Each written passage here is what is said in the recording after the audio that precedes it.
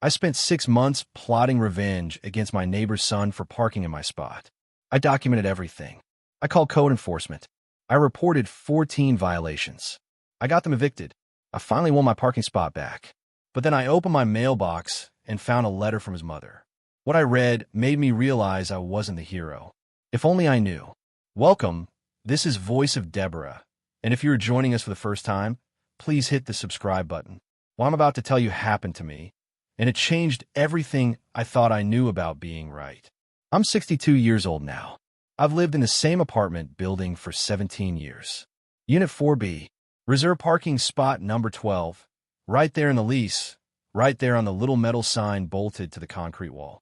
That spot cost me an extra $40 a month, and I paid it every month without fail. My wife died in 2019. Brain tumor. Stage 4 glioblastoma. After that, I didn't go out much. The parking spot became one of the few things I could still control. I'd come home from the grocery store or from visiting her grave, and that spot would be there. Mine. Consistent.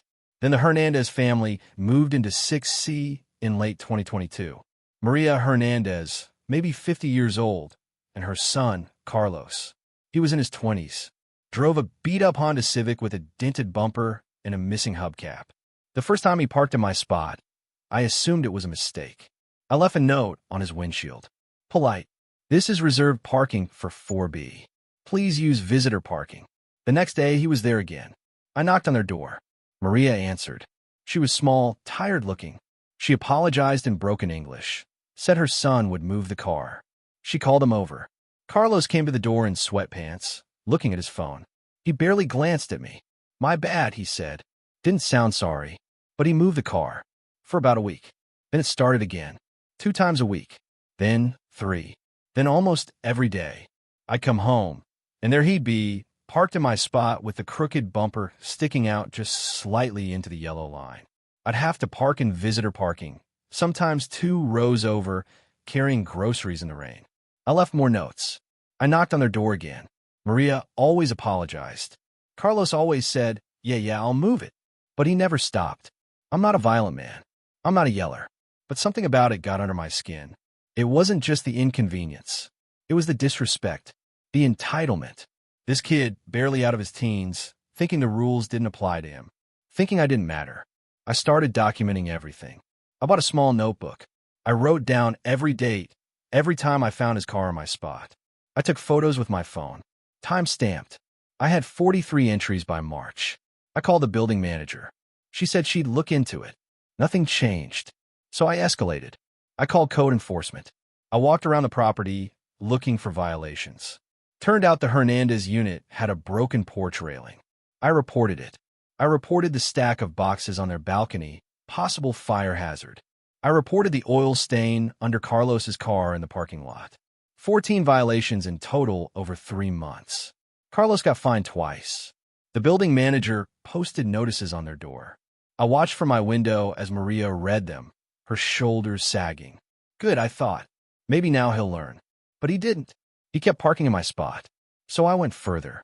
I filed a formal complaint with the landlord, cited the lease violations, demanded enforcement. I sent emails. I made calls. I was calm, factual, relentless. I had documentation. I had photos. I had dates and times. The landlord's office sent them a final warning in June. 30 days to comply or face eviction. Carlos parked in my spot twice that month. In July, they were evicted. I watched from my window as they loaded their things into a U-Haul. Maria was crying. Carlos looked angry, slamming boxes into the truck. I felt a surge of satisfaction. I'd won. I'd stood my ground. I'd proven that rules matter, that respect matters. My parking spot was mine again. 2 days later, I opened my mailbox. There was a handwritten letter inside. The envelope had no return address, but I recognized the handwriting from the notes I'd seen, taped to their door. It was from Maria. I almost didn't read it, but I did. Dear neighbor in 4B, I'm sorry for my son parking in your spot. I tried to stop him many times. He is not a bad boy, but he is sick. He has a brain tumor, glioblastoma, stage 4. We moved here so he could be close to the hospital for treatment. Some days he has seizures. Some days his balance is so bad he falls if he walks too far. I told him to use visitor parking, but those spots are far from the elevator, and after radiation he gets dizzy and cannot make the walk without help. I know this does not excuse breaking the rules. I'm sorry. We tried to explain to the building manager, but my English is not good, and I did not want to bother you with our problems. You have your own life. We are moving now to my sister's house in another city. Carlos will continue treatment there, but it is not as good as the hospital here. The doctors say he has maybe 6 months. I pray for more time. I do not write this to make you feel bad. You did not know. I just wanted you to understand. I hope you can forgive us. Maria. I read it 3 times. Then I sat down at my kitchen table and stared at the wall. I thought about all those times I'd seen Carlos walking slowly to his car, sometimes touching the wall for balance. I thought he was lazy, maybe hungover. I thought about Maria's tired face, the dark circles under her eyes.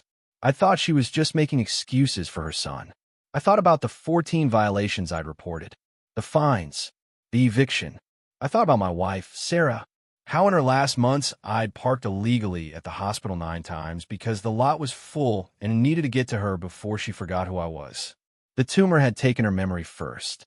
How a security guard had let it slide when he saw me running through the rain, saw the desperation in my face. He'd lost his mother to the same thing, he said. He understood. I hadn't understood. Not when it mattered. I didn't sleep that night. The next morning, I drove to the address Maria had written at the bottom of the letter. It was an apartment complex 40 minutes away, older than mine, with peeling paint and a chain-link fence. I knocked on the door of Unit 12. Maria opened it. Her eyes widened when she saw me. I got your letter, I said. She started to close the door. Please, we don't want trouble. I'm not here for trouble, I said. I'm here to apologize. She stopped. I didn't know, I said. About your son. About the tumor. I should have asked. I should have tried to understand. I'm sorry. She stared at me for a long moment. Then she started crying. Carlos appeared behind her. He looked thinner than I remembered. His head was shaved, and I could see the scar from the surgery running along his scalp. He leaned against the door frame like he needed it to stay upright. One hand gripped the frame tight, knuckles white. You got us kicked out, he said. His voice was flat, slurred slightly on one side. I know, I said. I'm sorry. We were closer to the hospital there. 15 minutes. Now it's an hour with traffic. I know. He looked at me with something between anger and exhaustion. His left eye drooped slightly, a symptom I recognized from Sarah's final weeks. Then he turned and walked back inside, his gait unsteady, one foot dragging just a bit. Maria wiped her eyes. Thank you for coming, she said quietly. But I think you should go now. I nodded. I left an envelope on the doorstep. Inside was $800. It was what I had in my savings account that I could spare. It wasn't enough. It would never be enough. I drove home. Carlos died 4 months later. I found out from a neighbor who knew someone who knew Maria. The tumor grew too fast. The treatment couldn't keep up. He had a seizure in his sleep and didn't wake up. He was 26. I still live in the same apartment. I still have parking spot number 12. No one parks there anymore except me. Some nights I sit in my car after I pull in, engine off, staring at the number on the wall. I think about how I spent 6 months making sure a dying kid couldn't park close to an elevator. I think about how I documented every violation, how satisfied I felt when I saw that eviction notice, how righteous I felt. I think about my wife and how she used to tell me I was too rigid, too focused on being right instead of being kind. You'll win the argument and lose everything else, she'd say. I didn't understand what she meant then. I'd get frustrated, tell her rules exist for a reason. I do now. I don't tell this story to anyone. What would I say? That I won a parking spot and lost my humanity? That I was technically right and morally bankrupt? That I made a dying man's last months harder because I needed to prove a point? There's no redemption here. No moment where everything gets fixed. Carlos is dead. Maria moved away. I sent her a letter after I heard, but it came back undeliverable. I tried to find her through the apartment complex, but they said she moved again, no forwarding address. I have my parking spot. I have my rules. I have my consistency. And every single day, I wish I'd given it up. Some mornings I see other residents in the parking lot, And I wonder what battles they're fighting that I can't see. What pain they're carrying. What grace I failed to offer when it would have cost me nothing. My wife died of the same thing that killed Carlos. I watched her deteriorate for 8 months. I know what that family went through, and I still chose my parking spot over compassion. That's something I have to live with. If this story moved you, or if you've ever realized too late that you were wrong, please share it. Subscribe to Voice of Deborah so others can hear these truths. Because sometimes the hardest stories to tell are the ones we lived through, the ones where we weren't the hero we thought we were. Sometimes we need to hear them so we don't make the same mistakes. So we choose kindness while there's still time.